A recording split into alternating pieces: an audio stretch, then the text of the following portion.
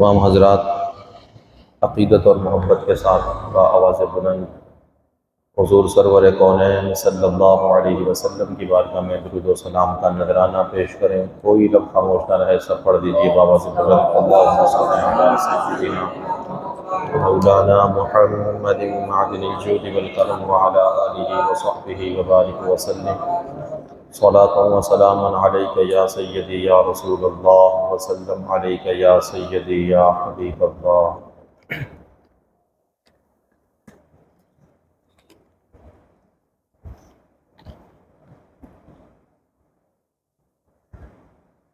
ربیع الاول شریف کا مبارک مہینہ ہم سب کے درمیان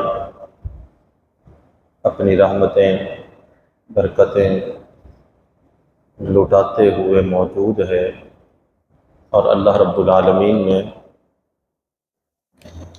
ہمیں یہ سعادت بخشی کہ ایک مرتبہ پھر ہمیں زندگی میں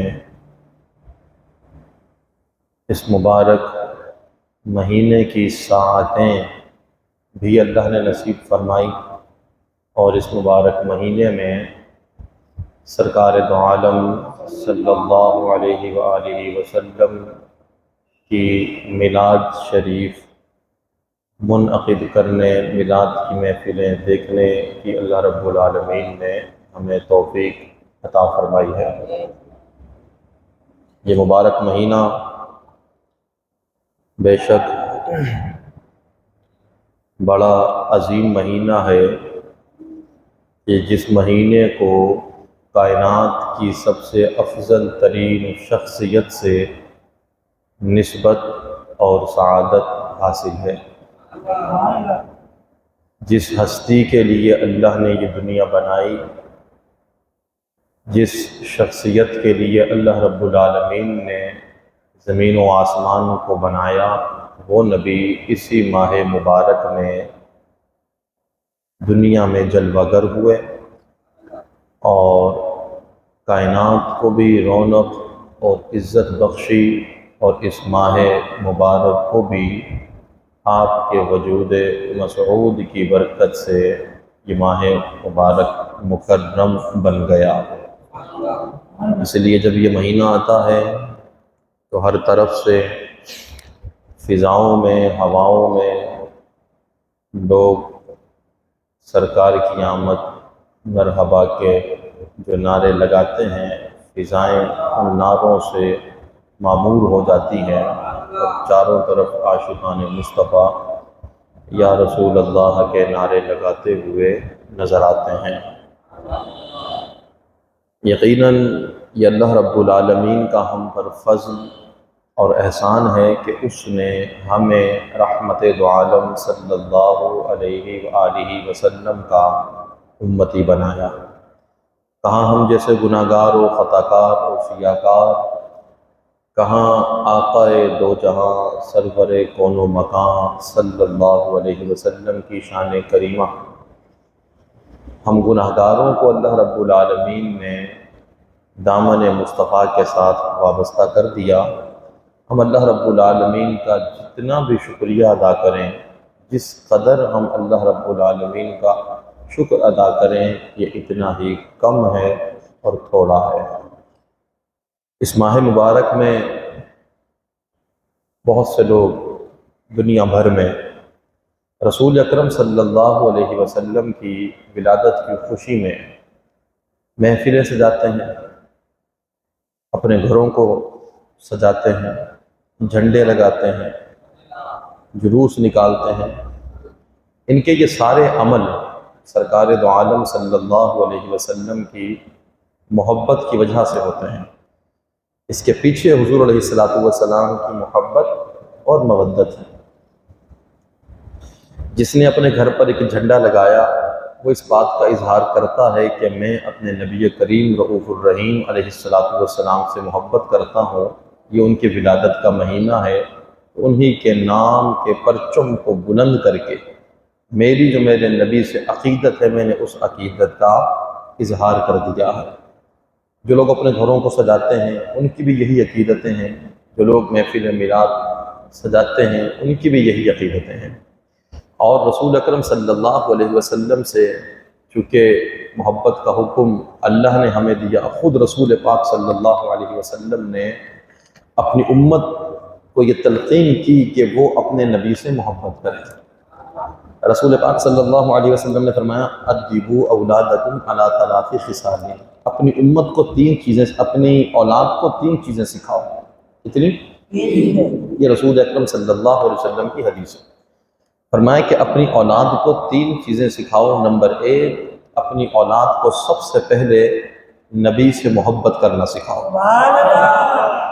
نبی سے پیار کرنا سکھاؤ۔ یہ تعلیم مصطفیٰ ہے، یہ خود فرمان مصطفیٰ ہے۔ آج ہم بچوں کو والدین کا ادب تو بتا دیتے ہیں، بہن بھائیوں کے رشتے تو سمجھا دیتے ہیں، بڑوں کا ادب تو ہم بچوں کو سکھا دیتے ہیں، لیکن دینی طور پر ہم بچوں کی تربیت نہیں کرتے، دینی اعتبار سے ہم بچوں کی تربیت نہیں کرتے۔ باپ کا عقیدہ کچھ ہوتا ہے، بیٹے کا عقیدہ کچھ اور ہوتا ہے، اور ہمیں اس پر کوئی پریشانی نہیں ہوتی۔ لیکن اگر وہی بیٹا باپ کے رشتے کا ادب نہ کرے، ماں کے رشتے کا لحاظ نہ کرے، بہن بھائیوں کے رشتے کا لحاظ نہ کرے، تو آپ کو تکلیف ہوگی، اس سے یقیناً ہوگی۔ تو اگر بیٹا باپ کے عقیدے سے ہٹ جاتا ہے تو باپ کو تکلیف ہونی چاہیے۔ یہ اتنی غیرت تو کافروں میں بھی تھی کہ اگر کوئی اپنے باپ داداؤں کے دین کو چھوڑ کر حضور کے دین کو اختیار کر لیتا تو وہ اسے پکڑ کر بند کر دیا کرتے تھے، اور ان کے ساتھ گفت و شنید بند کر دی جاتی تھی، ان کا سوشل بائیکاٹ کر دیا جاتا تھا، اور ان سے کہا جاتا تھا کہ تم نے اپنے آباء و اجداد کے دین کو چھوڑ دیا، تم محمد کے دین کو اختیار کرتے ہو۔ اتنی غیرت تو ان لوگوں میں تھی، لیکن آج ہم اپنی اولاد کی تربیت اس انداز کے ساتھ نہیں کرتے۔ فرمان مصطفیٰ صلی اللہ علیہ وسلم کہ اپنی اولاد کو اپنے نبی کی محبت سکھاؤ، اپنی اولاد کو اپنے نبی کی، تو اولاد نبی کی محبت کس طرح سیکھے گی؟ جب آپ اپنی اولاد کے سامنے نبی کی بات کریں گے، اپنے نبی کا ذکر کریں گے، جب اپنے نبی کی عظمت کو، ان کی شان و شوکت کو، ان کے مقام اور مرتبے کو بیان کریں گے، تب جا کر اولاد کے دل میں نبی کریم کی محبت پیدا ہوگی۔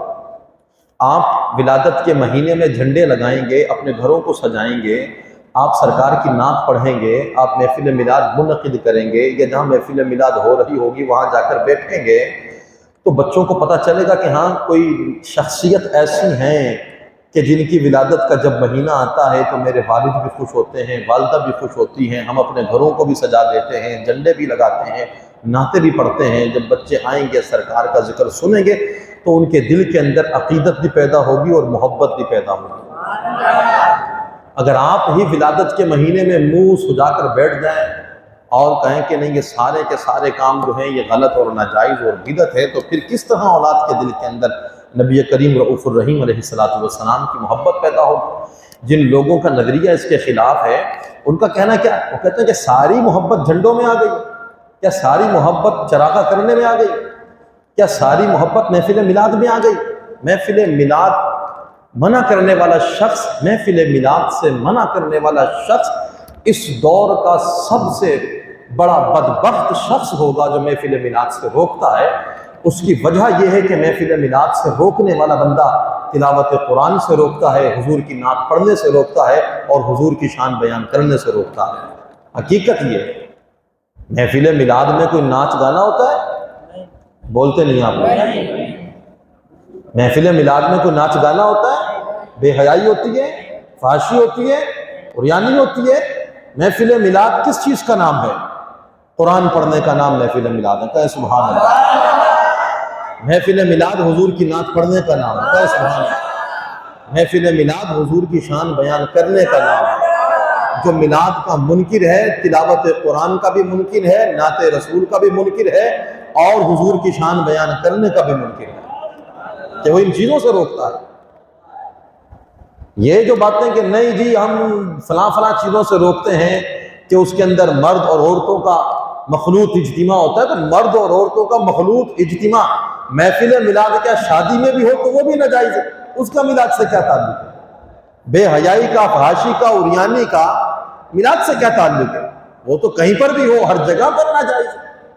گانا ہے، ناچ ہے، یہ کہیں پر بھی ہو، اس کا محفل میلاد سے کیا تعلق ہے؟ در حقیقت یہ وہ لوگ ہیں صم بکم عمی فہم لا یرجعون، کہ جو دیکھ نہیں سکتے، جو اندھے ہیں، بہرے ہیں، یہ ذکر مصطفیٰ سے روکتے ہیں۔ میں نے بڑے بڑے نامور علماء کو سنا جو اہل سنت بریلوی مکتبہ فکر سے ہٹ کر ہیں، بڑے نامی گرامی لوگ، لیکن مسجد میں بیٹھے خدا کی قسم ان لوگوں نے اپنی آنکھوں پر تعصب کی عینک کو پہن رکھا ہے کہ حقیقت کو جانتے ہوئے بھی صرف مسلکی بنیاد پر اپنے مسلک کو بچانے کی خاطر وہ یہ باتیں کرتے ہیں کہ میلاد شریف کا کہیں پر کوئی ثبوت نہیں ہے۔ اتنی بڑی باتیں کہہ دینا، وہ میلاد جسے اللہ کے رسول صلی اللہ علیہ وسلم نے خود سجایا، وہ میلاد جسے صحابہ کرام نے منعقد کیا، اس کے متعلق بزرگان دین جس کی فضیلت پر بات کرتے رہے، تم ان چیزوں سے روک دیتے ہو۔ اعتراض کس بات کا ہے؟ نہیں جی، یہ جس طریقے سے تم لوگ محفل میلاد منعقد کرتے ہو حضور کے زمانے سے، اس طرح محفل میلاد نہیں ہوتی۔ یہ کوئی اعتراض ہے؟ بیسک بنیاد تو ذکر مصطفیٰ ہے۔ بنیاد کیا ہے؟ ذکر مصطفیٰ۔ اگر اس کا انداز بدل گیا ہے کہ پہلے صحابہ کرام بغیر مائک کے کرتے تھے، ہم مائک لگا کر لیتے ہیں، تو کیا ناجائز ہوگا؟ پھر تو آپ کے جمعے کی مجلس پر، جمعے کے خطبے پر بھی اعتراض ہو سکتا ہے۔ تو جس انداز سے، شاہانہ انداز سے آج لوگ مسجدوں میں نماز جمعہ پڑھتے ہیں، یہ انداز تو صحابہ کرام کا نہیں تھا، یہ انداز تو حضور کے دور میں نہیں تھا۔ صحابہ کرام کے دور میں مسجدیں تو کچی ہوتی تھی، صحابہ کرام کے دور کے اندر مسجدوں میں پنکھے نہیں ہوتے تھے، صحابہ کرام کے دور میں ایسا فرش نہیں ہوتا تھا، صحابہ کرام کے دور میں نمازیوں کے نیچے مصلی نہیں ہوتے تھے، صحابہ کرام کے دور میں خطبہ دینے والے کے سامنے مائک نہیں ہوتا تھا۔ تو تم نے کس طرح کا زمانے کے اعتبار سے معاملات بدلتے رہتے ہیں، تو میلاد آج بھی اسی انداز سے ہو رہا ہے جس طرح صحابہ کرام مناتے تھے، لیکن زمانے کے اعتبار سے اس کی کیفیتیں بدلتی چلی جا رہی ہیں۔ جس طرح زمانہ بدل رہا ہے تو شایان شان طریقے کے ساتھ مسلمان حضور کی محفل میلاد سجاتے رہے ہیں اور قیامت تک سجاتے رہیں گے۔ اس کے اندر خوبصورتی آتی چلی جائے گی۔ ہاں، اگر اس کے اندر کوئی شریعت کے خلاف بندہ کام کرے تو وہ کل بھی منع تھا، وہ آج بھی منع ہے، اور قیامت کی صبح تک وہ عمل منع رہے گا۔ میلاد، بنیادی طور پر ایک بات کو سمجھیے، میلاد کس چیز کا نام؟ ربیع الاول کے دن، 12 ربیع الاول کے دن، انصاف کی باتیں ہیں۔ اگر اللہ رب العالمین نے عقل دی ہے تو فیصلہ کریں۔ 12 ربیع الاول کے دن ایک شخص حضور کے نام کی محفل رکھے، اس کا نام رکھے میلاد، وہ کہتے ہیں ناجائز ہے، بدعت ہے۔ لیکن وہی لوگ محفل رکھے، اس کا نام رکھے سیرت مصطفیٰ۔ کیا نام رکھتے ہیں؟ وہ ان کے لیے جائز ہے، وہ ان کے لیے سیرت مصطفیٰ میں کیا ہو رہا ہے؟ وہ بھی تلاوت قرآن سے سیرت مصطفیٰ کی محفل کو شروع کرتے ہیں، پھر ایک نعت پڑھ لیتے ہیں، اور اس کے بعد حضور کی ولادت کی بات کر لیتے ہیں، حضور کے معجزات کو بیان کر دیتے ہیں، تو وہ جائز ہے۔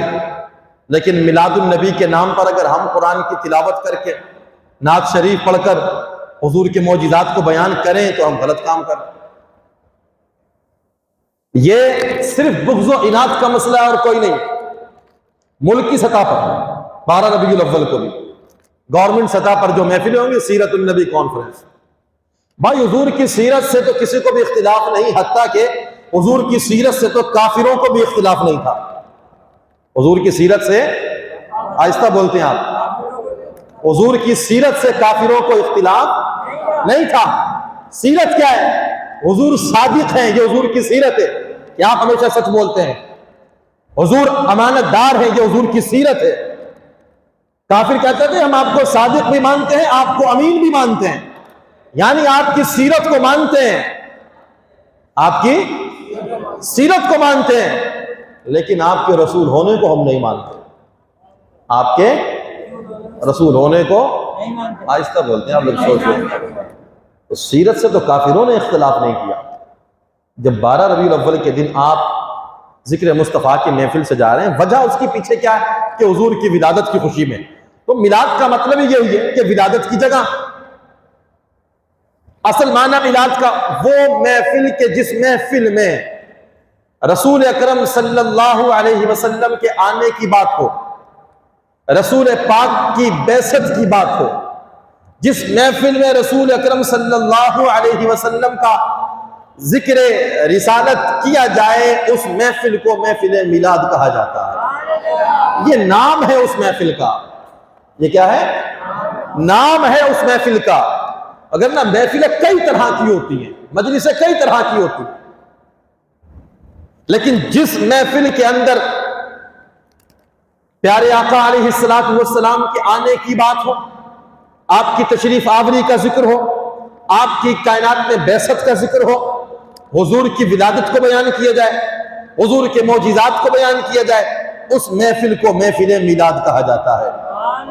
مزید تفصیل یہ ہے کہ وہ ایک اکیلا شخص بیٹھ کر یہ کام کرے، 10 لوگوں کو بٹھا کر کرے، 50 لوگوں کو بٹھا کر کرے، یا 10,000 لوگوں کو جمع کر کے کرے۔ اگر وہ اس محفل میں رسول اللہ کے آنے کی بات کرتا ہے تو اس محفل کو محفل بلند آواز سے اس محفل کو محفل میلاد کہا جاتا ہے۔ اور اگر اس محفل کے اندر آپ حضور کے جانے کی بات کریں گے تو ہوگی تو وہ محفل، لیکن وہ محفل معراج کہلائے گی۔ کیا کہلائے گی؟ محفل معراج، یعنی جس محفل میں آنے کی بات ہوتی ہے وہ میلاد النبی ہے، اور جس محفل میں جانے کی بات ہوتی ہے وہ معراج النبی ہے۔ اور الحمدللہ اللہ نے یہ سعادت ہم گناہگاروں کو عطا فرمائی، ہم آنے کی بات بھی کرتے ہیں، ہم جانے کی بات بھی کرتے ہیں۔ نہ ہمیں میلاد النبی سے کوئی مسئلہ ہے، نہ ہمیں معراج النبی سے۔ ہم معراج والے بھی ہیں اور ہم میلاد والے بھی۔ تو بات سمجھ میں آ گئی یقین؟ تو کوئی یہ فضول بحثوں کے اندر پڑھنا، کس کس نے میلاد منایا ہمیں یہ بتاؤ، ایک ہی جواب آپ اس سے پوچھیں، بھائی میلاد کس چیز کا نام ہے؟ میلاد حضور علیہ السلام کے ذکر خیر کا نام ہے۔ تو ایسی مجلسیں تو خود حضور نے بھی منعقد کی ہیں اور صحابہ کرام نے بھی منعقد فرمائی، بلکہ قرآن مجید فرقان حمید میں کئی مرتبہ ہم بیان کرتے ہیں، دوبارہ پھر بیان کریں گے، حصول برکت کے لیے بھی، شان مصطفیٰ کو بیان کرنے کے لیے بھی، عظمت مصطفیٰ کے اظہار کے لیے بھی، کہ اللہ رب العالمین نے یہ کائنات بنانے سے پہلے 2 جلسے منعقد کیے۔ کتنے؟ 2 جلسے۔ قرآن مجید میں دونوں جلسوں کا ذکر آ گیا۔ پہلا جلسہ منعقد ہوا، اللہ رب العالمین نے تمام مخلوقات کی ارواح کو جمع کیا، اس میں اپنے بھی آئے، بیگانے بھی آئے، مسلمان بھی آئے اور غیر مسلم بھی آئے، سب روحوں کو جمع کر کے پروردگار عالم نے ان روحوں کے سامنے خطاب فرمایا۔ اللہ نے ارشاد فرمایا الست بربکم، قرآن مجید میں الست بربکم، کیا میں تمہارا رب نہیں؟ سب روحوں کو مخاطب کر کے پوچھا، تمام روحوں نے بیک وقت جواب دیا، اس میں آپ کی روح بھی تھی، میری روح بھی تھی، تمام انسانیت کی روحیں موجود تھیں، تمام روحوں نے جواب دیا کہ قالوا بلا، کیوں نہیں، تو ہی تو ہمارا رب ہے۔ اللہ نے فرمایا کہ یہ جلسہ توحید تھا جو اختتام کو پہنچا۔ پھر جناب جبریل کو حکم دیا کہ اب صرف انبیاء کی روحوں کو جمع کیا جائے۔ جناب سیدنا جبریل امین نے اعلان کیا، تمام انبیاء کی ارواح جمع ہو گئیں، حضرت آدم بھی آئے، حضرت موسیٰ بھی، حضرت عیسیٰ بھی، حضرت ابراہیم و اسماعیل بھی، حضرت یعقوب و یوسف بھی، تمام انبیاء حضرت آدم سے لے کر حضرت عیسیٰ تک ہر نبی کی روح جمع ہو گئی۔ تب تمام ارواحیں اکٹھی ہو گئیں تو اللہ رب العالمین نے ان روحوں کے سامنے پھر خطاب فرمایا۔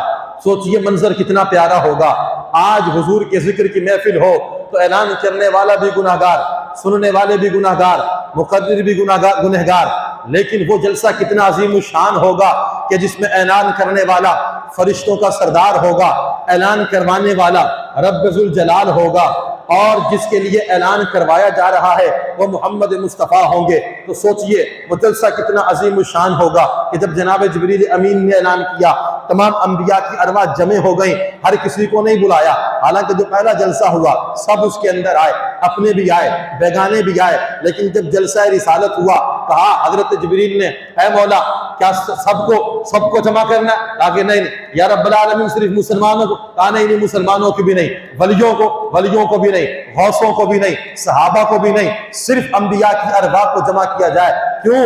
اس لیے کہ محبوب کی محفل کو محبوب سجاتے ہیں، آتے ہیں وہی جن کو سرکار بلاتے ہیں۔ یہ تو خاص محفل ہے، ہر کسی کو اس محفل میں بلایا، لیکن یہ تو عشق کی باتیں ہیں اور عشق والے ہی لوگ اسے سمجھتے ہیں اور جانتے ہیں۔ ہر بندے کے عقل میں اور شعور میں یہ باتیں نہیں آتی کہ کیا باتیں ہیں، کیا شانیں ہیں، کیا سب نہیں آ سکتے۔ صرف انہی کو بلایا جائے جنہیں اللہ رب العالمین نے کائنات میں عزت عطا فرمائی ہے، عظمت عطا فرمائی ہے، بلند مقام عطا فرمایا، صرف انہی کو جمع کیا جائے۔ صرف انبیاء کی روحوں کو جمع کیا، اللہ نے ان سے خطاب فرمایا، پھر اللہ نے اس پورے جلسے کی کارروائی کو قرآن مجید فرقان حمید میں نقل فرما دیا۔ آج محفل ہو تو آپ اس کی کارروائی پتہ نہیں لکھیں نہ لکھیں، لیکن جو جلسہ رسالت عالم ارواح میں اللہ نے منعقد کیا، اس کی کارروائی کو، اس کی ایک ایک چیز کو اللہ نے قرآن مجید فرقان حمید میں نقل فرما کر قیامت کی صبح تک کے لیے اس کو محفوظ فرما دیا ہے۔ اب جو صاحب ایمان بندہ ہے، اپنے ایمان کو نور سے چمکانا چاہتا ہے، تو وہ قرآن سے اس بات کو سمجھ سکتا ہے کہ اللہ نے کس خوبصورتی کے ساتھ امام الانبیاء سے فرمایا وَإِذْ أَخَذَ اللَّهُ مِيثَاقَ النَّبِيِّينَ۔ آپ قرآن موجود ہے، اٹھائیں یہاں سے۔ ابھی تو کوئی قرآن کی تفسیر کی بات نہیں ہو رہی، کوئی تشریح کی بات نہیں ہو رہی۔ لوگ سوشل میڈیا پر آتے ہیں، باتیں کرتے ہیں کہ نانا کا لکھا، بھائی یہ قرآن ہے، آپ اٹھائیں سامنے، اسی قرآن کے ترجمے کو دیکھیے، لکھا ہے وَإِذْ أَخَذَ اللَّهُ مِيثَاقَ النَّبِيِّينَ لَمَا آتَيْتُكُم مِّن كِتَابٍ وَحِكْمَةٍ۔ فقط اتنا یاد رکھیں کہ محفل میلاد کس چیز کا نام ہے؟ جس محفل میں حضور کے آنے کی بات ہو وہ محفل میلاد ہے۔ اب اللہ رب العالمین نے نبیوں کو جمع کیا، جمع کرنے کے بعد اللہ قرآن میں فرماتا ہے وَإِذْ أَخَذَ اللَّهُ مِيثَاقَ النَّبِيِّينَ، اے پیارے پیغمبر یاد کیجئے کہ جب اللہ نے نبیوں سے عہد لیا، جب اللہ نے نبیوں سے عہد لیا، اے پیغمبر آپ اس واقعے کو یاد کیجئے، یعنی عالم ارواح میں اللہ نے جو عہد لیا، جب حضور دنیا میں آ گئے، اعلان نبوت ہو گیا، اللہ نے اپنے نبی کو قرآن عطا فرما دیا، تو قرآن کے ذریعے اللہ فرماتا ہے کہ اے پیغمبر وہ عالم ارواح کے واقعے کو آپ یاد کریں کہ جب اللہ نے نبیوں سے یہ عہد لیا تھا۔ حالانکہ آج جو ڈیجیٹل جو مفتی ہیں، جو سوشل میڈیا پر مفسر القرآن بن کر بیٹھے ہیں، وہ یہ نظریہ پھیلا رہے ہیں کہ نبی کو تو پتہ نہیں ہوتا کہ وہ نبی ہے، نہ نبی کو بچپن میں پتہ ہوتا کہ وہ نبی ہے، نبی جوان ہو جاتا ہے اسے پتہ نہیں ہوتا کہ وہ نبی ہے، اسے تو 40 سال کی عمر میں پتہ چلتا ہے جب اللہ اسے نبوت دیتا ہے، پھر وہ نبوت کا اعلان کرتا ہے۔ اب سوچئے ذرا، یہاں تو یہ انبیاء دنیا میں نہیں آئے، بچپن تو دور کی بات، جوانی تو دور کی بات، یہ خود دنیا معرض وجود میں نہیں آئی، عالم ارواح میں اللہ نے نبیوں کی روحوں کو جمع کیا، ان سے عہد لیا، لیکن جب قرآن میں امام الانبیاء کو وہ واقعہ یاد دلوایا جا رہا ہے تو اللہ نے یہ نہیں کہا یاد کیجئے پیغمبر ہم نے جب نبیوں کی روحوں سے عہد لیا، یہ نہیں کہا، بلکہ کہا یاد کیجئے ہم نے جب عالم ارواح میں نبیوں سے عہد لیا۔ پتہ چلا کہ نبی دنیا میں آنے کے بعد نبی نہیں بنتا، نبی ماں کے پیٹ میں ہوتا ہے تب بھی نبی ہوتا ہے، نبی عالم ارواح میں ہوتا ہے تب بھی نبی ہوا کرتا ہے۔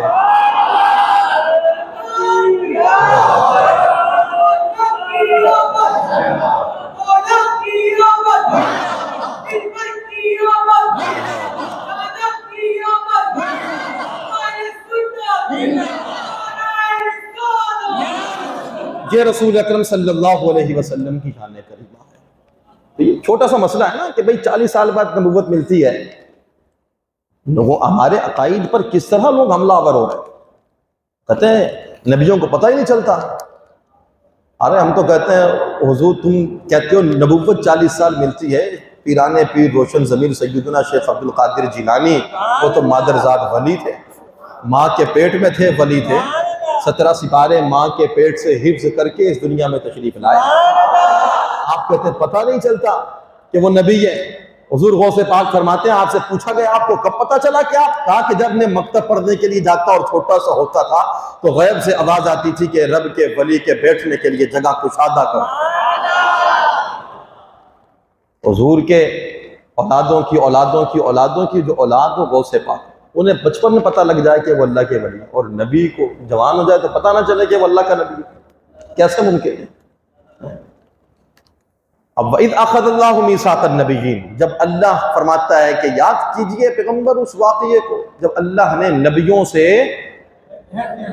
حالانکہ روحوں سے عہد لیا تھا نا، لیکن اللہ نے ان کی ارواح کو بھی نبی کہا، ان کی ارواح کو بھی نبی کہا۔ ہم نے جب نبیوں سے عہد لیا، وہ عہد کیا تھا؟ لما آتیتکم من کتاب و حکمہ، اللہ فرماتا ہے کہ ہم نے ان سے یہ عہد لیا، لما آتیتکم من کتاب و حکمہ۔ میلاد کس چیز کا نام ہے؟ جس مجلس اور جس محفل میں حضور کے آنے کی بات ہو، حضور کی بعثت کی بات ہو، حضور کی رسالت کی بات ہو اور حضور کی ولادت کی بات ہو، اس محفل کو محفل میلاد کہتے ہیں۔ اب یہاں پر حضرات انبیاء اکرام جمع ہیں، اللہ رب العالمین خطاب فرما رہا ہے، اور کیا فرماتا ہے انبیاء سے؟ لما آتیتکم من کتاب و حکمہ، اے میرے پیغمبروں، لما آتیتکم من کتاب و حکمہ، میں جب تمہیں دنیا میں بھیجوں کتاب دے کر، حکمت دے کر، نبوت دے کر، رسالت دے کر، ثم جاءکم رسول مصدق لما معکم، تم کائنات میں پہنچ جاؤ اور تمہارے نام کے ڈنکے بجنے لگیں، لوگ تمہارا کلمہ پڑھنے لگیں، تمہارے نام کے نعرے لگانے لگیں، تمہاری بتائی ہوئی شریعت پر عمل کرنے لگیں، اور تمہارا چاروں طرف نام روشن ہو۔ اسی اسنا میں جبکہ لوگ تمہاری بتائی ہوئی شریعت پر عمل کر رہے ہو، تمہارے نام کے نعرے لگا رہے ہو، اگر اسی اسنا میں ثم جاءکم رسول مصدق لما معکم، تمہاری نبوت کے دور میں، تمہاری رسالت کے دور میں اگر عظمت والا، شان والا، مقام والا، مرتبے والا نبی آخر الزمان محمد مصطفیٰ اگر جلوہ گر ہو جائے اور آ کر اس کی نشانی یہ ہے مصدق لما معکم، تمہاری نبوت کی بھی وہ تصدیق کرے، تمہاری رسالت کی بھی وہ تصدیق کرے، اور تمہاری لائی ہوئی شریعت کی بھی وہ تصدیق کر دے، تو پھر تم پر لازم ہو جائے گا لَتُؤْمِنُنَّ بِهِ وَلَتَنْصُرُنَّ، اپنی شریعت کو چھوڑ کر، نبوت اور رسالت کو چھوڑ کر اس عظمت والے نبی پر ایمان بھی لانا اور اس کی فوج میں شامل ہو کر اس کی نصرت بھی فرمانا اور اس کی مدد بھی فرمانا۔ یہ انبیاء کی جماعت میں اللہ فرما رہا ہے تمہارے پاس عظمت والا نبی آئے گا۔ کون آئے گا؟ ثم جاءکم رسول مصدق لما معکم، حضور کی کائنات میں تشریف آوری کا ذکر اللہ نے انبیاء کو جمع کر کے کیا، انبیاء کو، یہی تو محفل میلاد، ذرا کہے نا زور سے سبحان اللہ۔ بھائی اگر ہم آپ لوگوں کو جمع کر کے حضور کی آنے کی بات کریں تو محفل میلاد، اور اللہ رب العالمین نبیوں کو جمع کر کے حضور کی آنے کی بات کرے تو وہ بھی تو محفل میلاد ہے۔ وہ کیا ہے؟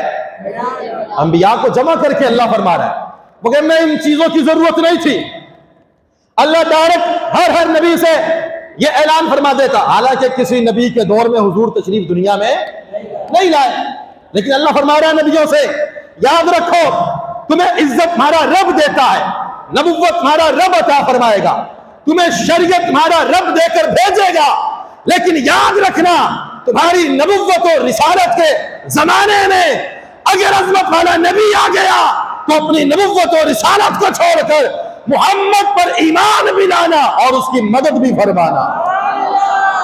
اللہ کو تو پتا تھا نا کہ کسی نبی کے زمانے میں حضور نے جانا ہی نہیں، یہ بات تو اللہ کو پتا تھی نا، یا اللہ کے علم پر بھی کسی کو اعتراض ہے؟ اللہ کو پتا تھا کہ نبی نے، ہمارے آخری نبی نے کسی نبی کے زمانے میں دنیا میں جانا سیکنڈ لاسٹ جو نبی حضرت عیسیٰ ہیں، تو حضرت عیسیٰ کے درمیان اور ہمارے نبی کے درمیان 600 سال کا فاصلہ ہے۔ کتنا؟ 600 سال کا۔ حضرت عیسیٰ نے بشارت دی تھی جاتے ہوئے، ہر نبی نے بشارت دی حضور علیہ السلام کی کائنات میں تشریف آوری کی۔ اب یہ بات آپ کو سمجھ میں آ گئی اتنی سی کہ میلاد کس چیز کا نام ہے، کہ جس محفل میں ایک آدمی ہو، 10 ہو، 50 ہو، اس چیز سے کوئی غرض نہیں، اکیلا 2-4 بندے گھر میں بیٹھ کر اگر اس انداز کے ساتھ حضور کا ذکر کر رہے ہیں وہ محفل میلاد ہے۔ کوئی 10,000 کو لے کر کرے تو وہ محفل ہے، کوئی مسجد میں کرے تو محفل میلاد ہے، کوئی روڈ پر کرے وہ بھی محفل ہے، کوئی گھر میں کرے کوئی محلے میں کرے وہ بھی محفل ہے میلاد۔ اب میں نے شروع میں کہا صرف اگر کوئی میلاد کا منکر ہے تو وہ حضور کی شان بیان کرنے کا منکر ہے، اسے اعتراض کس بات کا ہے؟ وہ یہ بتائیں محفل میلاد میں کیا ہوتا ہے؟ محفل میلاد میں حضور کی عظمت بیان ہوتی ہے، قرآن کی تلاوت ہوتی ہے، نعت پڑھی جاتی ہے۔ اگر کوئی بندہ یہ کہے کہ یہ میلاد جائز نہیں ہے تو اسے فقط اتنا کہو یعنی تم یہ کہتے ہو کہ قرآن پڑھنا جائز نہیں ہے، یعنی نعت پڑھنا جائز نہیں ہے، یعنی کہ ذکر کرنا جائز نہیں ہے، یہ کہنا چاہتے ہو۔ مگر نہ میلاد کا سادہ سا مفہوم ہے، اس میں قرآن پڑھا جاتا ہے، نعت اور حضور کے آنے کی بات ہوتی ہے۔ تو اللہ نے انبیاء سے کہا ثم جاءکم رسول، نبیوں کو جمع کر کے کہا جا رہا ہے تمہارے پاس رسول آئے گا، اس پر ایمان بھی لانا اور اس کی مدد بھی کرنا۔ پروردگار قالوا اقررنا، اللہ نے فرمایا کیا تم اس بات کا اقرار کرتے ہو کہ تم ایسا کرو گے؟ یعنی یہ لتؤمنن به ولتنصرن قال اقررتم واخذتم على ذلكم اسری، کیا تم نے اس بات کا اقرار کر لیا کہ اگر میرا نبی تمہاری نبوت اور رسالت کے زمانے میں آ گیا تم ایسا کرو گے؟ تو انبیاء نے فرمایا کہ اقررنا، اے پروردگار ہم اس بات کا اقرار کرتے ہیں کہ ضرور ہم ایسا ہی کریں۔ اب چونکہ آیت تو بہت طویل ہے اور آگے چلیے، جب حضرت ابراہیم علیہ السلام نے کعبے کو تعمیر کر لیا، حضرت ابراہیم اللہ کے خلیل ہیں، اللہ کے خلیل ہیں، آپ نے بڑے امتحانات دیے اللہ کو اور بڑی بڑی آزمائش میں اللہ نے آپ کو مبتلا کیا۔ خلیل کا معنی ہوتا ہے دوست، کیا معنی ہوتا ہے؟ واتخذ اللہ ابراہیم خلیلا، اللہ فرماتا ہے کہ ہم نے ابراہیم کو اپنا خلیل بنا دیا۔ یہ حضرت ابراہیم نے نہیں کہا کہ میں اللہ کا خلیل ہوں، اللہ نے کہا کہ ابراہیم ہمارا خلیل ہے، یعنی حضرت ابراہیم نے نہیں کہا کہ میں اللہ کا دوست ہوں، اللہ نے کہا کہ ابراہیم ہمارا دوست ہے۔ یہ شان والی بات ہوتی ہے، یہ مقام مرتبے والی بات ہوتی ہے۔ تو اللہ نے جو آپ کو اپنا خلیل بنایا تو اس کے پیچھے آزمائش تھی، امتحانات تھے، آپ ہر آزمائش میں کامیاب ہوئے، ہر آزمائش میں، ہر امتحان میں آپ نے کامیابی حاصل کی۔ اللہ نے بڑی بڑی آزمائش میں آپ کو مبتلا کیا اور قرآن مجید میں ان آزمائشوں کا ذکر کیا، ہر آزمائش میں کامیاب ہوئے۔ اولاد نہیں تھی، دعا مانگتے رہے مولا مجھے اولاد دے دے، مجھے اولاد دے دے، ربی حب لی من الصالحین، اے مولا مجھے اولاد دے۔ اللہ نے فرمایا فبشرناہ بغلام حلیم، ہم نے ایک عقل مند لڑکے کی خوشخبری ابراہیم کو سنا دی۔ ہم نے پھر دو بیٹے دیے ابراہیم کو، ایک اسماعیل اور دوسرے حضرت اسحاق۔ کتنے؟ دو بیٹے دیے، حضرت اسماعیل اور حضرت اسحاق۔ اور جب حضرت اسماعیل پیدا ہوئے، بیٹے ہیں، شہزادے ہیں، بڑھاپے کی حالت میں ہوئے، شان والے، مقام والے، مرتبے والے، ابراہیم بھی نبی، حضرت اسماعیل بھی نبی، اور اس سے بڑی شان یہ کہ حضرت اسماعیل ہی کی آل سے ہمارے نبی اس کائنات میں جلوہ گر ہوئے۔ دو بیٹے تھے آپ کے، حضرت اسحاق الگ، حضرت اسماعیل الگ۔ حضرت اسحاق کی آل سے کئی ہزار پیغمبر آئے اس دنیا کے اندر، اور حضرت اسماعیل کی آل سے صرف ہمارے نبی اس کائنات میں جلوہ گر ہوئے۔ لیکن اس کے بعد دو مقام اور مرتبہ حضرت اسماعیل کو ملا، وہ مقام اور مرتبہ حضرت اسحاق کو حاصل، حالانکہ ان کی اولاد میں ہزاروں پیغمبر آئے اور ان کی اولاد میں صرف حضور علیہ السلام۔ ان کی کیوں؟ رات کو آسمان پر چاند ہوتا ہے نا تو لاکھوں ستارے چمک رہے ہوتے ہیں، لاکھوں ستارے چمک رہے ہوتے ہیں، لیکن جب سورج دن کے وقت نکل کر سامنے آتا ہے نا پھر کوئی ستارہ چمکتا ہوا نظر نہیں آتا۔ اور فرق کیا ہوتا ہے؟ چاند اکیلا چمکے، لاکھ ستاروں کو چمکائے، مگر کائنات کو اتنی روشنی نہیں دے سکتا۔ صبح کے وقت جیسے ہی سورج نکلتا ہے مشرق سے لے کر مغرب تک پوری کائنات کو اکیلا ہی روشن کر کے رکھ دیتا ہے، بلا تمثیل۔ امام الانبیاء اکیلے اس کائنات میں جلوہ گر ہوئے، آپ کے مقابلے میں جتنے پیغمبر اس کائنات میں آئے سارے نبی مل کر اس کائنات کو وہ روشنی عطا نہیں کر سکے جو روشنی اکیلے اس کائنات کو آمنہ کے لال نے عطا فرمائی۔ شاعر نے کہا نا لاکھ ستارے ہر طرف، ظلمت شب جہاں جہاں۔ شاعر کہتا ہے لاکھوں ستارے ہوتے ہیں رات میں آسمان پر، کتنے؟ لاکھوں ستارے ہوتے ہیں آسمان پر، مگر پھر بھی رات اندھیری ہوتی ہے، رات ایک طلوع آفتاب دشت و نگر سحر سحر۔ صبح کا وقت ہوتا ہے تو سورج اکیلا نکلتا ہے اور پوری دنیا کو اپنی کرنوں سے روشن اور منور کر کے رکھ دیتا ہے۔ اعلیٰ حضرت نے فرمایا کیا خبر کتنے تارے کھلے چھپ گئے پر نہ ڈوبے نہ ڈوبا۔ حضرت ابراہیم نے بڑی آزمائش، جب حضرت اسماعیل پیدا ہوئے تو اللہ نے حکم دیا کہ آپ انہیں جنگل میں لے جائیں، جنگل میں لے جا کر چھوڑ دیں آپ اس کو۔ تو بڑی آزمائش ہے کہ اولاد کو جنگل میں چھوڑ کر آنا، لیکن آپ اس آزمائش میں کامیاب ہو گئے، چھوڑ کر آنا کوئی بچے کو، اور کوئی شکوہ شکایت رب سے نہیں کیا۔ نار نمرود میں ابراہیم علیہ السلام کا مقابلہ جب نمرود سے ہوا تو اس نے بڑی چار دیواری بنائی، آپ کو اس میں پھینکنا چاہا، آپ آگ میں کودنے کے لیے تیار ہو گئے، لیکن کوئی شکوہ اپنے مذہب کو نہیں چھوڑا، اللہ کی وحدانیت بیان کرتے رہے۔ نمرود نے کہا کہ اگر آپ اپنے دین سے پھر جاتے ہیں تو ہم آپ کو چھوڑ دیں گے، اتنی بڑی چار دیواری ہے اور اس کے شعلے آسمان کی بلندیوں سے باتیں کر رہے ہیں، تپش اتنی ہے کہ اس کی بلندیوں میں سے اگر کوئی پرندہ اڑنے کی اڑ کر جانے کی کوشش کرے تو رات کا ڈھیر بن جائے۔ نمرودیوں میں اتنی بھی ہمت نہیں کہ حضرت ابراہیم کو اٹھا کر پھینک سکیں، اس کی تپش اتنی تھی کہ اس آگ کے قریب جانے کی ہمت ان کے اندر نہیں تھی۔ آپ کو ایک مشین کے ذریعے، منجنیق جسے کہتے ہیں، جو پرانے زمانے میں جنگوں کے اندر جو مشینیں استعمال ہوتی تھی کہ ان کے ذریعے سنگریزی کی جاتی تھی، پتھر پھینکے جاتے تھے اپنے مخالفین پر، اس مشین میں آپ کو باندھ کر پھینکا جا رہا ہے، پھر آپ سے پوچھا جا رہا ہے ابھی بھی وقت ہے، اگر آپ اس دین کی بات کرنا چھوڑ دیں جو ہمارے دین کی مخالفت میں آپ کر رہے تو آپ کو چھوڑ دیا جائے گا۔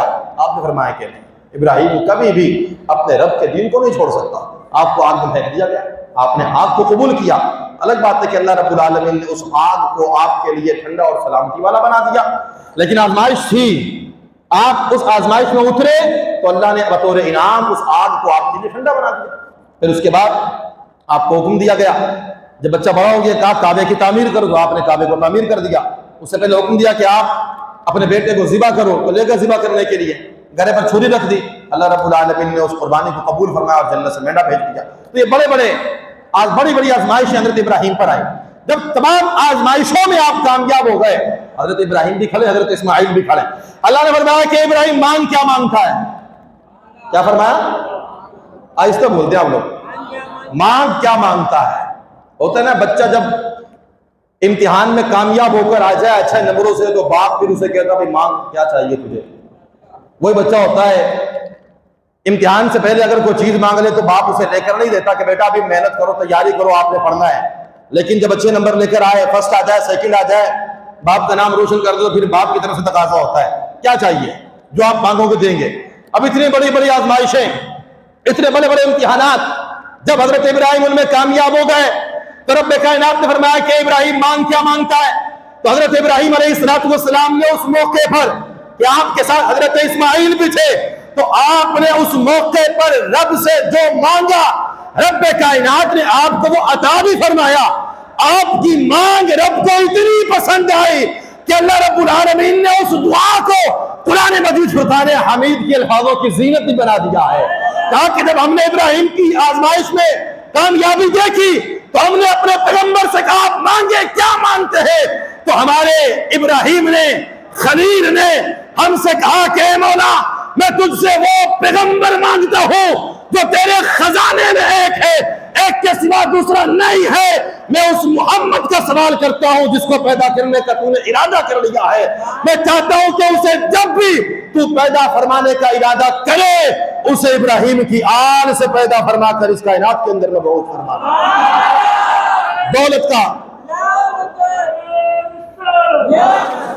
کا سوال نہیں کیا، مال نہیں مانگا، جائیداد نہیں مانگی، اولاد کی خیر نہیں مانگی، اپنے لیے عزت کا سوال نہیں کیا، کہا ربنا وبعث فیہم رسولا، اے مولا میں یہ چاہتا ہوں عزت والے، عظمت والے نبی کی آخر الزمان کو جب بھی تو نے بھیجنا ہے میری اولاد سے اس کائنات کے اندر اسے مبعوث کرنا۔ تو حضور علیہ السلام کو اللہ رب العالمین نے اولاد ابراہیم سے، پھر اولاد ابراہیم کے بعد اولاد اسماعیل کے ذریعے سے اللہ رب العالمین نے محمد مصطفیٰ کو اس کائنات کے اندر مبعوث فرمایا۔ تو یہ جو دعا ہے نا حضرت ابراہیم کی، یہ دعائے میلاد ہے۔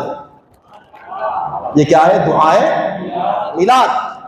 کعبے کے سامنے کھڑے ہو کر حضرت ابراہیم نے حضرت اسماعیل کے سامنے اللہ کے رسول صلی اللہ علیہ وسلم کی آمد کی رب سے دعا مانگی ہے۔ تو ہم تو یہی کہتے ہیں کہ میلاد وہی ہے جس میں حضور کے آنے کی بات ہو، حضور کی بعثت کی بات ہو، چاہے وہ فرد واحد کرے، دو اشخاص مل کر کرے، مجمع بیعت کر کرے، 40 لوگ مل کر کریں یا 50,000 لوگ مل کر کریں، جس گفتگو کے اندر حضور کی کائنات میں تشریف آوری کا ذکر کیا جائے گا وہ گفتگو سرکار دو عالم صلی اللہ علیہ وسلم کی میلاد شریف کی گفتگو کہلائے گی۔ یہ خدا کے پیغمبر حضرت خلیل جنہوں نے اپنے بیٹے اسماعیل کو ساتھ ملا کر اللہ رب العالمین کی بارگاہ میں محمد مصطفیٰ کی بعثت کی بات کی، حضور کی آمد کی بات کی اور حضور کی تشریف آوری کا آپ نے ذکر خیر فرمایا۔ اس سے بڑھ کر ہر نبی نے ذکر خیر کیا ہے۔ ابھی 2-3 باتیں اور ہیں کہ جن کا قرآن مجید میں ذکر ہے، لیکن چونکہ وقت ساتھ نہیں دیتا کہ میں تمام چیزوں کو بیان کروں۔ قرآن مجید میں اور پیغمبروں کا بھی ذکر ہے، تقریباً مفسرین نے لکھا، محدثین نے، محققین نے، ہر نبی نے حضور کی کائنات میں تشریف آوری کا ذکر کر کے اپنی امت کے سامنے سرکار دو عالم کا میلاد منعقد فرمایا ہے۔ اپنی قوم کے سامنے سرکار کے آنے کی بات ہر نبی نے کی ہے۔ کچھ نبیوں کا ذکر اللہ نے قرآن میں کر دیا، تو جن کا ذکر نہیں آیا اس کا مطلب یہ نہیں کہ ان لوگوں نے یہ کام، اس کا مطلب یہ نہیں، تمام انبیاء نے کیا۔ حضرت عیسیٰ کے متعلق بھی قرآن مجید کی آیت موجود ہے۔ وقت کی قلت کے پیش نظر میں ایک حدیث پیش کر کے وہی حدیث پیش ہو سکے گی۔ میں نے 3 حدیثیں آپ سنانی تھی اور 3 آیتیں کریمہ، چلیں 2 آیتیں کریمہ اور ایک حدیث مبارکہ پر ہم اکتفا کرتے ہیں۔ اب حضور کے کس کس پہلو پر ہم بات کریں؟ ہم تو اعلیٰ حضرت کے ماننے والے ہیں جنہوں نے ہمیں سمجھا دیا، اے رضا خود صاحب قرآن ہے، مداح حضور تجھ سے کب ممکن ہے پھر مدحت رسول اللہ۔ ذکر مصطفیٰ کا کائنات کی کوئی ہستی ذکر مصطفیٰ کا احاطہ نہیں کر سکتی، کر سکتی؟ زندگیاں ختم ہوئیں اور قلم ٹوٹ گئے، یا رسول اللہ تیرے اوصاف کا ایک باب بھی پورا نہ ہوا۔ کائنات کے تمام لوگ بھی مل جائیں تو ذکر مصطفیٰ کا حق ادا، ارے جس نبی کی تعریف خود خدا کرے اس کا حق کائنات کا کوئی شخص کیسے ادا کر سکتا ہے؟ آخری بس ایک حدیث پیش کر کے اپنے گفتگو کو میں ختم کر دیتا ہوں۔ مقصد اس ساری گفتگو کا مقصد یہ ہے کہ ہم نے گج بج کر سرکار دو عالم صلی اللہ علیہ وسلم کا میلاد منانا ہے انشاءاللہ۔ ہم نے ہر حال میں اپنے نبی کا میلاد منانا ہے، سارے زور سے کہیں، ہم نے ہر حال میں اپنے نبی کا میلاد منانا ہے۔ کوئی نہ اعتراض کرے، ہمیں نہ اعتراض سے کوئی مطلب، نہ اعتراض کرنے والے سے کوئی مطلب، ہمارا تعلق اپنے نبی سے ہے، ہمارے نبی کی ولادت کا مہینہ ہے، ہم نبی کے ولادت کے مہینے میں خوشی کا اظہار انشاءاللہ کرتے رہیں گے اور قیامت کی صبح تک کرتے رہیں گے۔ یہ تو جزاک اللہ بیٹا، وقت مختصر، بات یہ ہے کہ یہ تو قسمت اور سعادت کی بات ہے کہ اللہ نے کس کے نصیب میں محفل میلاد رکھی ہے، یہ تو قسمت کی بات ہے۔ حضور علیہ السلام کا ذکر جب رب کرتا ہے یہ پتہ چلا کہ حضور علیہ السلام کا ذکر یہ سنت خدا ہے۔ یہ کیا ہے؟ سنت خدا ہے۔ مختصراً یہ ہے کہ ہم نے میلاد سجانا ہے اور میلاد کی محفل منعقد کرنی ہے۔ مہنگائی ہے، اس سے کوئی بندہ آنکھیں بند نہیں کر سکتا، لیکن کم سے کم ایک جھنڈا ضرور اپنے گھروں پر انشاءاللہ العزیز اور سرکار کے نام کا لہرائیں گے انشاءاللہ۔ آج کے جمعہ مبارک کا یہ جو خطبہ ہے نا، اس خطبے کا حق آپ اسی طرح ادا کریں کہ کم از کم ایک ڈنڈا ہم ضرور لگائیں گے اپنے گھروں پہ۔ ہر شخص یہ آج جمعے کے دن عید کر کے جائے یہاں سے، ایک جھنڈا ضرور لگائیں گے، بڑا نہیں چھوٹا لگائیں گے، کم سے کم اپنے نبی کے نام پر اتنی سی رقم تو ہم خرچ کر سکتے ہیں نا۔ جس نبی نے دنیا میں آتے ہی سجدہ کیا، امت کو یاد کیا، اگر وہ امت ہی اپنے نبی کے لیے اتنا بھی نہیں کر سکتا تو بتائیے پھر اس کے جو دل میں آرزو ہے حوض کوثر پر آب کوثر پینے کی، قیامت کے دن حضور سے شفاعت طلب کرنے کی، یہ خواہش ہے، پتہ نہیں پھر بندے کے اندر کس طرح پیدا ہوتی ہے۔ تو کم از کم اپنے گھر کے اندر ایک ایک جھنڈا ضرور، اور جس کو اللہ نے سعادت دی ہے تو 12ویں کی نسبت سے 12 جھنڈے اپنے گھروں پر ضرور لہرائیں، اور کسی سے کوئی ڈرنا نہیں ہے کہ بھائی برابر میں کون رہتا ہے، سامنے کوئی کسی کو نہیں کچھ کہتا۔ یہ محبت کی باتیں ہیں۔ انشاءاللہ آپ سرکار دو عالم کے میلاد پر خرچ کریں گے نا، ہمارا یہ ایمان ہے کہ اللہ رب العالمین اگر آپ 100 روپیہ خرچ کریں گے، اللہ رب العالمین اس سے کہیں زیادہ بڑھ کر آپ کو مال عطا فرمائے گا جو نبی کی محبت میں خرچ کرتا ہے۔ صحابہ کرام تو سارا مال دے کر بھی حضور کو غریب نہیں ہوئے۔ حضرت صدیق اکبر سارا مال اٹھا کر لے آئے، کیا اس کے بعد فاقے پڑ گئے ان کے گھر پر؟ نہیں، جو اللہ کے نام پر، اللہ کے نبی کے نام پر دیتے ہیں اس کے گھر میں کبھی تنگدستی آتی نہیں ہے، غربت آتی نہیں ہے۔ تو اپنے گھروں میں ہر مسلمان اپنے اپنے گھر میں جھنڈا ضرور لے رہا ہے، جس کو اللہ نے ہمت اور طاقت دی ہے۔ زیادہ چراغاں نہیں کر سکتے تو کم از کم ایک لائٹ اپنے گھر کے اندر ضرور روشن کریں، پتہ چلے کہ نبی کے ماننے والوں کا شہر ہے، نبی کے ماننے والوں کا علاقہ ہے، نبی کے غلاموں کا علاقہ ہے، نبی سے محبت کرنے والوں کا علاقہ ہے۔ جس گلی میں، جس محلے میں، جس جگہ پر محفل میلاد سجائی جاتی ہے، منعقد کی جاتی ہے، بزرگان دین نے لکھا ہے کہ سارا سال وہ علاقہ، وہ محلہ، وہ شہر خدا کے عذاب سے پناہ میں رہتا ہے، نہ وہاں پر بلائیں آتی ہے نہ مصیبتیں آتی ہے۔ جہاں محفل میلاد منعقد ہو جاتی ہے، اللہ اپنی رحمتیں بھی نازل فرماتا ہے، اپنی برکتیں بھی اللہ اس جگہ پر نازل فرماتا ہے۔ تو کوئی بھی شخص اس چیز سے پیچھے بالکل نہ رہے۔ اور آئندہ جمعرات جو آئے گی وہ میلاد النبی کی رات ہوگی، بڑی رات ہوگی انشاءاللہ۔ تو تمام حضرات اس رات میں مسجد میں تشریف لائیں گے انشاءاللہ، سب نے آنا اور عشاء کی نماز مسجد میں آ کر ادا کرنی۔ محفل میلاد شریعت کے مطابق، جب ہم شریعت سے باہر نکلتے ہیں نا تو دسیوں لوگ ہم پر اعتراض کرتے ہیں، اور ان کے اعتراض کو بعض سادے لوگ قبول کر کے محفل میلاد ہی چھوڑ دیتے ہیں۔ ناک پر اگر مکھی بیٹھ جائے تو مکھی کو اڑانا اس کا حل ہے، ناک کاٹنا اس کا حل نہیں ہوتا۔ تو محفل میلاد میں اگر کوئی غیر شرعی کام کرتا ہے اسے روکا جائے، نہ کہ محفل میلاد کو بند کر دیا جائے۔ تو جمعرات کو بڑی رات ہے، اپنی ساری زندگی میں سال بھر میں ایک رات اور ایک دن حضور کے نام کا آپ ضرور نکالیں، کم از کم اپنے نبی کے لیے۔ آپ حضرات کو یہ دعوت ہے، آپ نے ضرور آنا ہے سرکار کی میلاد کی محفل شریف میں، اور عشاء کی نماز با جماعت آپ نے مسجد کے اندر ادا کرنی ہے انشاءاللہ العزیز۔ خود بھی آنا ہے، دوستوں کو، ساتھیوں کو، بھائیوں کو، سب کو لے کر آنا ہے۔ محفل مسجد میں عشاء کی نماز ادا کریں اور اس محفل کے اندر شرکت فرمائیں۔ یہ میلاد النبی کی محفل ہوگی اور بڑی برکت والی محفل ہوگی، رحمتوں والی محفل ہوگی، اس میں ضرور شرکت کرنی ہے۔ اور اس کے اگلے دن جو جمعے کا دن ہوگا، اگلے جمعے کو جب آپ آئیں تو جن حضرات کے روزے ہوں تو سبحان اللہ، سرکار دو عالم سے آپ روزہ رکھتے تھے اور پیر کے دن کا پوچھا، فرمایا کہ اس دن چونکہ میں پیدا ہوا اس لیے میں روزہ رکھ کر اپنا یوم ولادت مناتا ہوں۔ تو اگر روزہ رکھیں تو بڑی سعادت کی بات ہے۔ جس نے روزہ نہیں رکھا ہو تو کم از کم کھانا کھا کر آئے، تاکہ جمعے کی نماز کے فوراً بعد جو یہاں سے ہمارا جلوس نکلے گا، ہم اس جلوس کے اندر سرکار کی آمد مرحبا کے نعرے لگاتے ہوئے، سرکار سے محبت کا اظہار کرتے ہوئے یہاں سے ہم روانہ ہو جائیں انشاءاللہ۔ تو تمام حضرات نے جلوس میں بھی شرکت کرنی ہے انشاءاللہ العزیز۔ ایک دن اور ایک رات اپنے نبی کے نام کا ضرور نکالیں، کم از کم۔ دوسرے لوگ تو 10ویں 40ویں کئی دنوں تک جو ہے وہ ذکر اذکار کرتے رہتے ہیں کہ ہم اپنے نبی کے لیے ایک دن اور ایک رات نہیں نکال سکتے، یہ بڑی سعادت کی بات ہوتی ہے۔ تو محفل میلاد میں بھی آنا ہے اور اگلے دن جلوس میں بھی ہم سب حضرات نے شرکت کرنی ہے۔ تو آخری چھوٹی سی ابھی میں، چونکہ وہ حدیث میرے ذہن کے اندر بہت وسیع و عریض طریقے سے میں اس کو بیان کرنا چاہتا تھا، تو اب میں مختصر اس حدیث کو بیان کروں گا کہ حضرت عباس رضی اللہ تعالیٰ عنہ فرماتے ہیں کہ رسول پاک صلی اللہ علیہ وسلم ایک دن اپنے گھر سے نکلے، اپنے حجرے سے، دیکھا صحابہ کرام علیہ مرضان بیٹھ کر آپس میں گفتگو فرما رہے ہیں، صحابہ کرام آپس میں گفتگو فرما رہے ہیں۔ اب دیکھیں بیٹھک ہماری بھی ہوتی ہے اور بیٹھک صحابہ کرام کی بھی تھی۔ بیٹھک ہے، ہم بھی بیٹھتے ہیں نا، چوک پر بیٹھ گئے، فٹ پاتھ پر بیٹھ گئے، میدان میں بیٹھ گئے، گھر میں بیٹھ گئے، باہر بیٹھ گئے، چھت پر بیٹھ گئے، ہوٹل پر بیٹھ گئے، محفل ہم بھی لگاتے ہیں، دوستوں کے ساتھ بیٹھتے ہیں صبح شام۔ توجہ ادھر رکھیے گا میری طرف، توجہ ادھر۔ یہ حدیث تو مشہور ہے لیکن میں اپنے انداز میں بیان کر رہا ہوں۔ حدیث مشہور ہے کہ اللہ کے رسول گھر سے نکلے، دیکھا صحابہ کرام کی مجلس لگی ہوئی ہے، کئی صحابہ کرام موجود ہیں، آپس میں گفتگو کر رہے ہیں۔ اب دیکھیے ہماری جو مجلسیں ہوتی ہیں ہم کیا کرتے ہیں، کسی کی برائی، کسی کی غیبت، جھوٹ، کسی کے خلاف سازش، ہماری مجلسیں اس انداز کی ہیں۔ لیکن صحابہ کرام کی مجلسیں کیسی ہوتی تھیں؟ کہتے ہیں کہ صحابہ کرام کی مجلسیں واللہ، خدا کی قسم، وہ جب بھی بیٹھتے تھے نہ اپنے گھر کی بات کرتے، نہ معیشت کی بات کرتے، نہ مہنگائی کی بات کرتے، نہ محلے کی، نہ علاقے کی۔ وہ اگر صبح بیٹھتے تب بھی ذکر مصطفیٰ کرتے، شام کو بیٹھتے تب بھی ذکر مصطفیٰ کیا کرتے تھے۔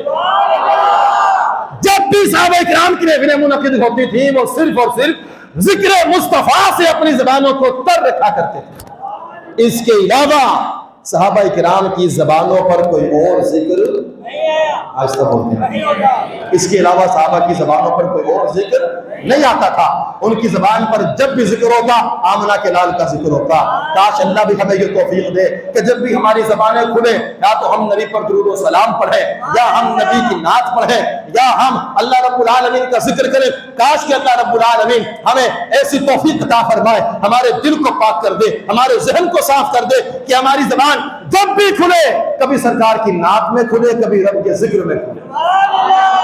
لوگ کہہ رہے ہیں کہ صحابہ کرام سرکار کا محفل میلاد نہیں مناتے تھے.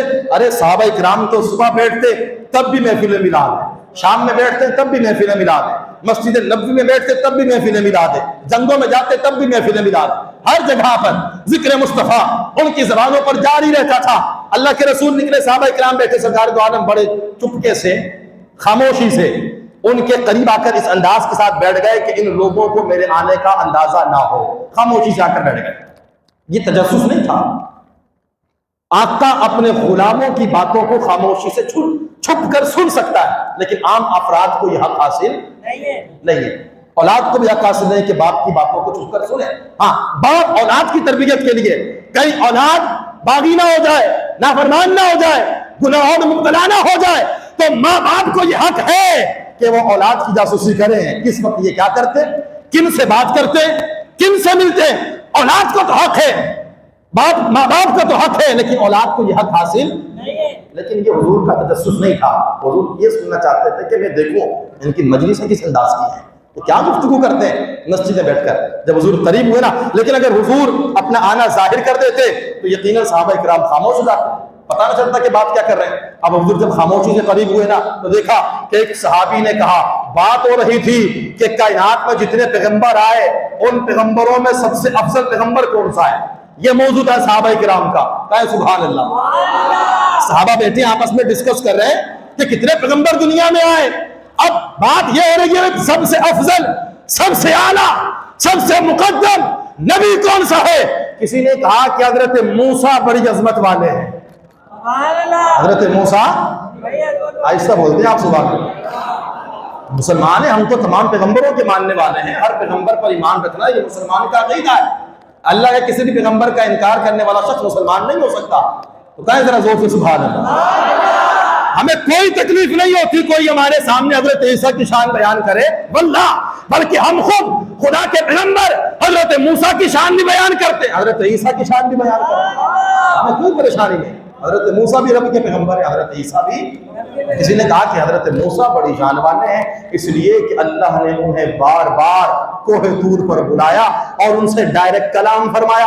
پتہ چلا وہ کلیم اللہ ہیں, بڑی شان والے ہیں. دوسرا صحابی بولا, ہاں لیکن حضرت ابراہیم کی عظمت زیادہ بلند و بالا ہے اس لیے کہ رب نے انہیں اپنا خلیل بنایا ہے. واتخذ اللہ ابراہیم خلیلا. خلیل کا معنی دوست ہوتا ہے. اللہ نے حضرت موسیٰ سے تو صرف کلام کیا, لیکن ابراہیم کے لیے فرما دیا یہ ہمارا سب سے گہرا دوست ہے.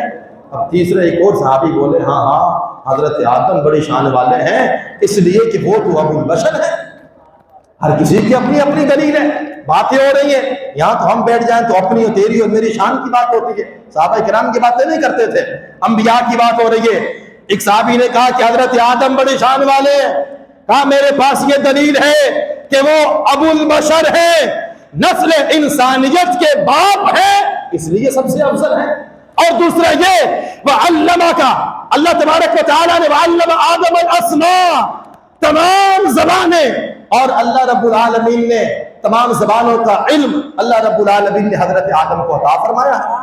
تمام علوم اللہ نے حضرت آدم کو سکھائے ہیں, اس لیے حضرت آدم بڑے شان والے ہیں.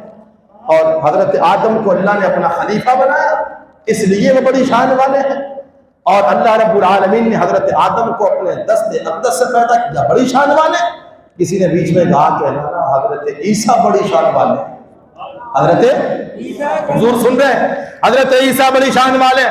اس نے یہ دلیل پیش کی چونکہ اللہ رب العالمین نے حضرت عیسیٰ کو بغیر باپ کے پیدا کیا, بغیر مرد کے نطفے کے پیدا کیا, بغیر واسطہ نطفے کے پیدا کیا. حضرت جبریل امین کو بھیجا, جبریل امین نے آ کر حضرت مریم حضرت عیسیٰ کی والدہ پر دم کیا, تو اس دم کی بدولت حضرت عیسیٰ علیہ السلام پیدا ہوئے. تو اس لیے چونکہ روح الامین حضرت جبریل کے دم سے پیدا ہوئے اس لیے حضرت عیسیٰ کو روح اللہ کہا جاتا ہے, اللہ کی روح, یا ان کو کلیمت اللہ کہا جاتا ہے کہ کلمہ کن فرما کر حضرت جبریل نے دم کیا تھا, اس دم کی وجہ سے حضرت عیسیٰ پیدا ہوئے. اس لیے یہ کلیمت اللہ ہے, یہ بڑے شان والے ہیں, یہ بڑے مقام اور مرتبے والے ہیں. اب حضور نے اپنا آپ ان پر ظاہر کیا اور ظاہر کر کے فرمایا اللہ کے رسول کی یہ شان ہے کہ آپ نے حضرات انبیاء میں سے کسی بھی نبی کی عظمت کو گھٹایا نہیں، کم نہیں کیا، بلکہ ان تمام انبیاء کی شانوں کو آپ بیان کرتے رہے۔ آپ نے فرمایا کہ ہاں ہاں، جس نے کہا کہ آدم صفی اللہ ہے، کہ اللہ نے ان کو چن لیا اور ان کے سر پر خلافت کا تاج پہنا دیا اور انہیں تمام علوم سکھلا دیے اور انہیں اپنا خلیفہ بنا دیا، بے شک آدم صفی اللہ ہے، میں اس بات کو مانتا ہوں۔ حضرت موسیٰ کلیم اللہ ہے، بے شک اس نے بھی سچ کہا۔ کئی بار کوہ طور پر حضرت موسیٰ گئے اور اللہ رب العالمین سے ڈائریکٹ ہم کلام ہوئے، بغیر واسطہ فرشتوں کے آپ ڈائریکٹ رب سے کلام کرتے رہے، تو موسیٰ بھی کلیم اللہ ہے، اور ہاں ہاں حضرت عیسیٰ بھی کلمت اللہ ہے، روح اللہ ہے، بڑی شان والے ہیں۔ ابراہیم بھی خلیل اللہ ہے، اللہ کے دوست ہیں، بڑی شان والے ہیں۔ اللہ کے رسول نے فرمایا یہ بات درست ہے کہ آدم اللہ کا صفی ہے اور موسیٰ اللہ کا کلیم ہے اور عیسیٰ روح اللہ ہے اور ابراہیم اللہ کا خلیل ہے، لیکن یاد رکھنا کہ میں محمد مصطفیٰ رب کا کلیم بھی ہوں اور خلیل بھی ہوں، اور اس کے ساتھ ساتھ میں رب کا حبیب بھی ہوں۔ اللہ نے مجھے حبیب بنا کر کلیم بھی بنا دیا ہے اور خلیل بھی بنا دیا ہے۔ اللہ نے مجھے جب حبیب بنایا، فرمایا حبیب اتنی عظمت والا ہوتا ہے کہ وہ کلیم بھی ہوتا ہے اور وہ خلیل بھی ہوتا ہے۔ خلیل وہ ہوتا ہے، خلیل وہ ہوتا ہے کہ جو رب کی رضا پر عمل کرے، اور حبیب وہ ہوتا ہے جس کی رضا پر رب خود عمل فرماتا ہے، اور رب خود فرماتا ہے وَلَسَوْفَ يُعْطِيكَ رَبُّكَ فَتَرْضَىٰ، اے محبوب آپ کا رب آپ کو اتنا دے گا کہ آپ راضی ہو جائیں۔ جب تک آپ راضی نہیں ہوں گے آپ کا رب آپ کو عطا فرماتا رہے گا۔ اور ایک موقع پر فرمایا، میں صحابہ کرام کے درمیان آپ بات ختم ہو، تقریر کیونکہ وقت ختم ہو چکا ہے، تو یہ بات انشاءاللہ اگلے جمعے میں یا کسی اور موقع پر بیان کریں گے۔ اللہ رب العالمین ہم سب کو رسول اکرم صلی اللہ علیہ وسلم کی سچی محبت نصیب فرمائے، اور یوم ولادت کی خوشی میں اللہ رب العالمین ہم سب کو محفل میلاد میں شرکت کرنے، محفل میلاد سجانے کی توفیق عطا فرمائے۔ وآخر دعوانا الحمدللہ رب العالمین۔